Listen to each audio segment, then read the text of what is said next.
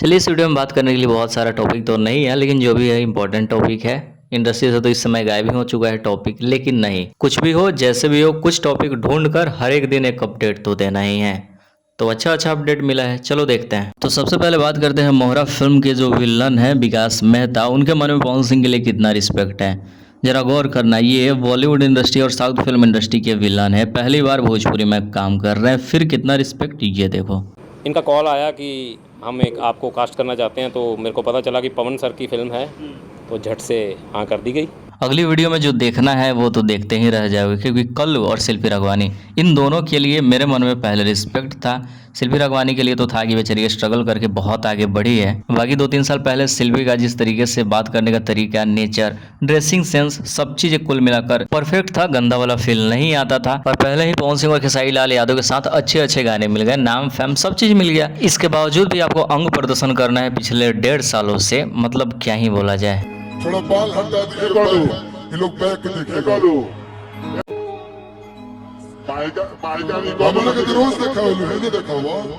और कुछ मामले तो ऐसे हैं जो कि पब्लिकली नहीं है, होटल का मामला, अगर वीडियो देख रहे हो तो पता ही होगा।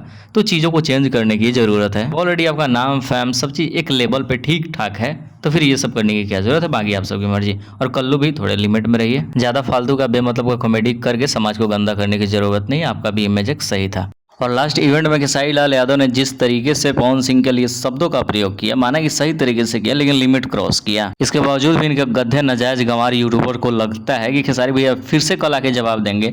तो इस बार अगर गलती से खेसारी लाल यादव ने पवन सिंह को हल्का सा भी टारगेट कर दिया ना, तो यकीन मानो 25 तारीख को पवन सिंह खेसारी लाल यादव के कान से खून निकाल देंगे, क्योंकि बहुत ज्यादा लिमिट क्रॉस कर चुके हो खेसारी लाल यादव। ये जो अनपढ़ की तरह आकर स्टेज शो में फालतू का फैमिली को टारगेट करते हो ना, फिर तो 25 को देख ही लेना। और 25 से एक बात याद आया कि हाँ, पवन सिंह का गाना जो क्वीन सालनी के साथ है, जिस गाने का टाइटल है काली ओढ़नी, 25 को 99% चांस है कि रिलीज कर दिया जाए। 2 से 3 दिन में पोस्टर रिलीज कर दिया जाएगा। तो आज 20 है, खेसारी लाल यादव का गाना 23 को शायद आने वाला है। एक बार ऑलरेडी पवन सिंह को टारगेट कर चुके हैं, अगर 23 वाले इवेंट में गलती से कर दिए फिर तो देख ही लेना क्या हाल होगा। लेकिन अगर खेसारी टारगेट नहीं करते हैं तो पवन सिंह को जवाब देने की कोई ज़रूरत नहीं है, क्योंकि खेसारी का इमेज इतना लॉस हो गया इस मैटर में, तो पवन सिंह को जवाब देने की ज़रूरत नहीं है। लेकिन अगर खेसारी लाल यादव फिर से गलती से फैमिली को टारगेट किया तो छोड़ने की भी ज़रूरत नहीं है। खैर, इस वीडियो का अपडेट यहीं। आप सबकी राय सबसे इंपॉर्टेंट कमेंट बॉक्स में लिखिए।